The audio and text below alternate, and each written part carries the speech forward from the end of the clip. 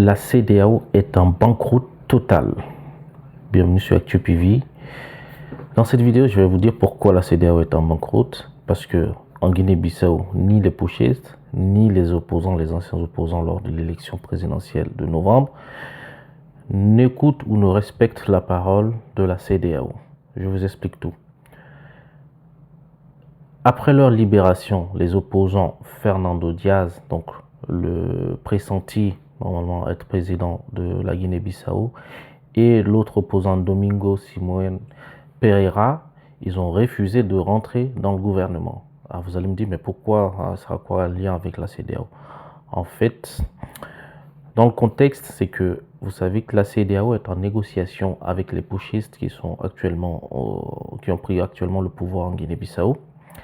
Et donc, ils ont demandé à ces putschistes d'accepter ou d'introduire effectivement ces deux opposants dans le gouvernement actuel, histoire d'essayer de les calmer et puis de considérer que la situation est réglée.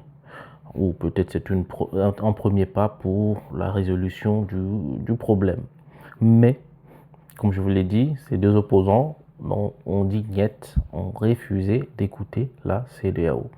Parce que c'est une institution normalement maintenant qui n'a plus de pouvoir ni de crédibilité, parce qu'elle gère les problèmes en fonction de son humeur, on va dire, et personne ne comprend plus rien de ce que la CEDEAO fait actuellement. Donc, je pense qu'ils ont leur raison, leur droit de ne pas écouter la CEDEAO, comme beaucoup de populations maintenant qui ne prennent plus en compte en fait ce que la CEDEAO fait.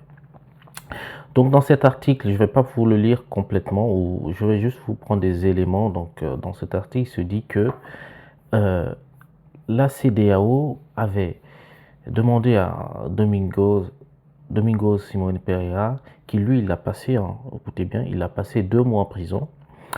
Et Fernando Diaz, lui, il était caché dans l'ambassade du Nigeria. Donc les putschistes ont dit qu'ils sont libérés, mais il y a des conditions. Et bien, effectivement, ils ne vont pas accepter En fait, je vais vous dire, ils sont obligés d'accepter, ou c'est comme s'ils vont retourner encore en prison s'ils n'acceptent pas l'offre. C'est un peu comme ça l'offre est présentée.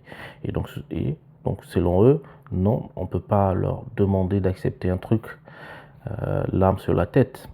Et puis, Fernando Diaz, il a accepté une seule chose à la demande de la CEDEAO, c'est de ne pas faire des communications publiques pour éviter d'envenimer la situation. Donc, c'est une situation compliquée pour ses opposants, mais je dirais encore plus compliquée pour la CEDEAO qui n'est plus considérée.